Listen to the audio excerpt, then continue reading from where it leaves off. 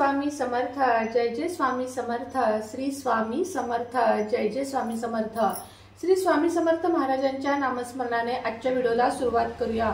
शुभ संध्याकाळ तुम्हा सगळ्यांना। कसे आहात तुम्ही सगळे? आशा व्यक्त करते स्वस्त असाल, मस्त असाल, स्वामींच्या सेवेमध्ये रममाण असाल। उद्या आहे मार्गशीर्ष महिन्यातील दुसरा गुरुवार आणि आपल्याला उद्या सेवा काय करायची आहे आणि एक छोटासा उपाय सांगणार आहे। तो काय करायचा आहे तेच मी आजच्या व्हिडिओमध्ये तुम्हाला सांगणार आहे।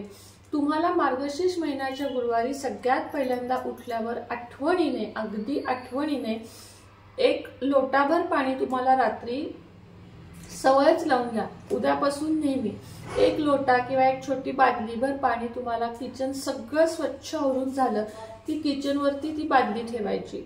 ती असते ती पित्रांच्या नावाची आणि सकाळी उठलात की पहिल्यांदा दार उघडायचं आणि दरवाजाच्या दोन्ही बाजूला ते पाणी ओतायचं। फ्लॅटमध्ये राहत असाल थोडं थोडं होता आणि लगेच पुसून घ्या।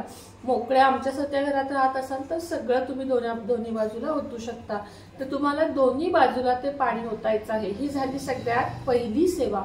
दुसरी सेवा आपल्याला गुरुवारी करायची आहे। स्वच्छ आंघोळ करायची आहे। डोक्यावरून आंघोळ करायची नाही जरी गुरुवार असेल तरी, कारण बरेच कमेंट आले ताई गुरुवार आहे मग आम्ही केस धुऊ का? नाही, मी सुद्धा आज धुवून घेतले। बघा तुम्ही, पारायणाचा आज माझा पहिला दिवस पण आहे, बुधवार पण आहे। आज धुवून घेतले, उद्या धुवायचे नाहीत। उद्या काही झालं तरी केस धुवायचे नाहीत, आपलं गुरुबळ खराब होतो आणि गुरुवारी केस धुतलेले चांगलेही नसतात। तिसरी गोष्ट म्हणजे फरशी पुसायची का? तर नाही, गुरुवारी कोणीही फरशी पुसायची नाही। जेवढा भाग देवाचा असतो, आता समजा एवढा भाग देवाचा आहे, देवघर आहे, तर इथलं तुम्ही पुसू शकता। तुम्हाला इथं पूजा मांडायची आहे, इथलं तुम्ही पुसू शकता, मात्र अख्खं घर तुम्हाला उद्या पुसायचं नाहीये। ही गोष्ट लक्षात घ्या। त्याचं कारणही सांगते की आपला गुरुग्रह त्यामुळे खराब होतो आणि गुरुग्रह खराब झाला की आयुष्यामध्ये अनेक अडचणी येतात, म्हणून तुम्हाला हे काम करायचं नाहीये। तिसरी गोष्ट, आंघोळ झाली, गुरुवारी आंघोळीच्या पाण्यामध्ये चिमूटभर हळद प्रत्येकाने घालायचीच आहे। ही सवय लावून घ्या की प्रत्येक गुरुवारी तुम्हाला आंघोळीच्या पाण्यात थोडी तरी हळद तुम्हाला घालायची आहे।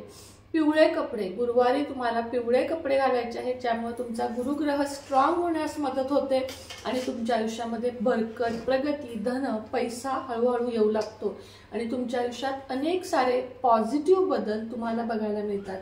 त्यानंतर तुम्हाला गुरुवार आहे, कच्चं दूध, चमचाभर कच्चं दूध आणि त्यामध्ये किंचितशी हळद तुळशीला घालायची आहे। यामुळे तुमच्या घरातली धनसमृद्धी तर वाढतेच वाढते। त्या शेजारी लगेच तुपाचा दिवा सकाळी एक आणि संध्याकाळी एक तुळशीपाशी लागलाच पाहिजे। त्यामुळे घरात कधीही कशाचीही कमतरता होत नाही आणि तुळस सुद्धा हिरवीगार होते। हळद लेपन, पुढची गोष्ट आहे हळद लेपन, जे आपण प्रत्येक स्वामी सेवेकरी करतोच। मीही उद्या करताना तुम्हाला दाखवेन, उद्याच्या सगळ्या सेवा दाखवेन। हळद लेपन तुम्हाला आठवणीने गुरुवारी करायचं आहे। हळदीचं लेपन करायला विसरू नका। त्याच्या पुढची गोष्ट आहे दरवाजा तुम्हाला स्वच्छ पुसायचा आहे। हळदीच्या लेपनामध्ये हळद आणि गोमूत्र आणि पाणी असं मिक्स करायचं आहे आणि त्यानेच तुम्हाला दरवाजावर स्वस्तिक, ओम आणि श्री असं लिहायचं आहे। स्वस्तिक काढलं की मध्ये 4 बिंदू, कडेला 2 रेषा काढायच्या आहेत, कारण स्वस्तिकामध्ये एक प्रकारची ऊर्जा असते आणि ती ऊर्जा आपल्यासारखे सामान्य लोक सामावू शकत नाहीत, म्हणून तुम्हाला त्या स्वस्तिकाच्या कडेला 2 रेषा काढायच्या आहेत, असं त्याचं कारण आहे। हे सगळे शुभ शकून आहेत जे तुम्हाला करायचे आहेत। त्यानंतर तुम्ही पहाटे पारायणाला बसत असाल तर पारायण झाल्यावर या सेवा करा। पारायणाला थोड्या उशिरा बसत असाल तर मी आज 9ला बसले म्हटल्यावर मला उद्या 9लाच बसलं पाहिजे। मी पहाटे बसणार होते 3ला, पण मला काही कमेंट आले, मी पहिल्यांदाच पारायण करत आहे पण मला अनुभव छान येत आहे, पण मला काही कमेंट आले की ताई आज ज्या वेळेत बसला आहात त्याच वेळेस उद्या बसा, मग मी उद्या सुद्धा 9ला बसेन, त्यामुळे काही हरकत नाही, माझ्या सगळ्या सेवा आधी होऊन जातील।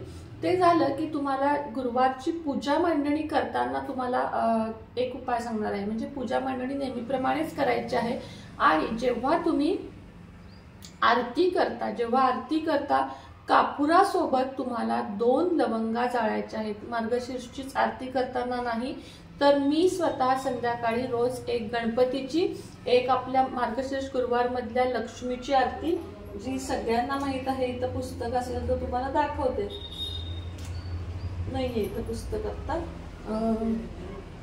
पण सगळ्यांना ती आरती माहिती आहे की आपली लक्ष्मीची आरती कोणती, ती लक्ष्मी आरती करताना कापुरासोबत अख्ख्या 2 लवंगा जाळायच्या, म्हणजे त्याला फूल वगैरे हवं आहे, कुठेही ती तुटलेली नको आहे, अशा 2 लवंगा फक्त लक्ष्मीची आरती करताना, गणपतीची आरती करताना नाही, स्वामींची आरती करताना नाही, या 2 लवंगा तुम्हाला जाळायच्या आहेत। आणि त्यानंतर किचन आवरून झालं की दररोज, आता मी जो तुम्हाला आरतीचा उपाय सांगितला, रोज 2 लवंगा जर तुम्ही कापुरासोबत जाऊन लक्ष्मीची, बरं का, दुर्गे दुर्गट भारी नाही, लक्ष्मीची, महालक्ष्मी व्यापक रूपे ती जी आरती आहे, ती आरती जर रोज तुम्ही कराल तर तुमच्या घरात बघा तुम्ही धनधान्य समृद्धी सुख हे अत्यंत प्रमाणात वाढत जाईल। त्याचप्रमाणे महालक्ष्मी अष्टकम तर मी नेहमी सांगते, त्यावर माझा सेपरेट व्हिडिओ पण आहे। 3 वेळा किंवा 2 वेळा रोज तुम्हाला महालक्ष्मी अष्टकम म्हणायचंच आहे। 1 मिनिट लागतो, किती वेळ लागतो? 1 मिनिट लागतो। सेवा करायला म्हणजे ऐकायला तुम्हाला थोड्या मोठ्या वाटतात, करायला बसलात की नाही 2-2 मिनिटात सेवा होतात। आता सकाळी तुम्ही सगळ्यांनी प्रश्न विचारलाय म्हणून सांगते की पारायणाची माझी पहिली वेळ होती, शब्द आणि शब्द समजून घेऊन मी वाचन केलं, मला 3 तास लागते, 2.5 ते 3 तास मला लागले। त्यानुसार करू का ताई असं विचारलं, काही जणांनी असंही विचारलं की आज नाही बसलो आम्ही, शुक्रवारी बसलं तर चालेल का? तर हो चालेल, मार्गशीर्ष महिना अखंड चांगला आहे आणि गुरुचरित्रासाठी महिनाही बघावा लागत नाही, तुम्ही कधीही करू शकता, आजच केलं पाहिजे असं काही नाही, सांगता दत्त जयंती झाल्यावर केली तरीही चालेल, ज्यांना इच्छा आहे त्यांनी नंतरही तुम्ही, म्हणजे शुक्रवार शनिवार पासून सुद्धा तुम्ही बसू शकता। आता पुढचं म्हणजे तुम्हाला काय करायचंय, अजून 2 लवंगा घ्यायच्या आहेत। किचन स्वच्छ आवरलं की चांदीची वाटी किंवा चांदीचं निरांजन, आता ह्याच्यात पर्याय नाहीये की मातीची चालेल का वगैरे, चांदीचंच हवं आहे, कारण त्या चांदीचे गुणधर्म त्यात उतरून त्याचा जास्त फरक पडतो। किचन आवरून झालं की चांदीच्या वाटीत किंवा चांदीच्या निरांजनामध्ये 1 कापूर आणि 2 लवंगा तुम्हाला जाळायच्या आहेत। त्याचा सुद्धा प्रभाव तुम्ही हळूहळू करत बघा, 4 दिवसात फरक पडेल असं नाही, 15 दिवस जातील, महिना जाईल, पण ही सवय पिरियड सोडून कायमस्वरूपी तुम्ही आरतीमध्ये 2 लवंगा घाला। माझी तरी तर लवंगाची बरणीच आहे, हे बघा, तुम्हाला खोटं वाटेल, मी लवंगाची बरणीच इथं ठेवते, जेणेकरून इथं नाहीये म्हणून विसरून जाईल, आरती करताना कसं उठायचं। 1 लवंगाची असते आणि वेलदोड्याची असते, म्हणजे वेलदोड्याचा दिवा मी रोज लावते, दोन्ही इथं भरून ठेवलेला आहे। एक वेळ मी गोड पदार्थात वेलदोडा घालणार नाही, पण देवाला वेलदोडा माझा चुकलेला नाहीये, त्याचा सुद्धा व्हिडिओ मी केलेला आहे की काय हवं असेल तर दिव्यात काय घालायचं, त्याच्या पद्धतीनेच मी चतुर्थीपासून तो दिवा लावायला सुरुवात केलेली आहे। तर अशा पद्धतीनं तुम्हाला या ज्या अगदी छोट्या छोट्या सेवा आहेत ज्याला वेळ लागणार नाहीये, मार्गशीर्ष गुरुवारची गेल्या आठवड्याची पूजा ज्यांची मिस झाली असेल त्यांनी गुरुवारचा मार्गशीर्ष झाल्यावर उद्यापन न करता नंतर 5वा गुरुवार धरला तरी चालेल।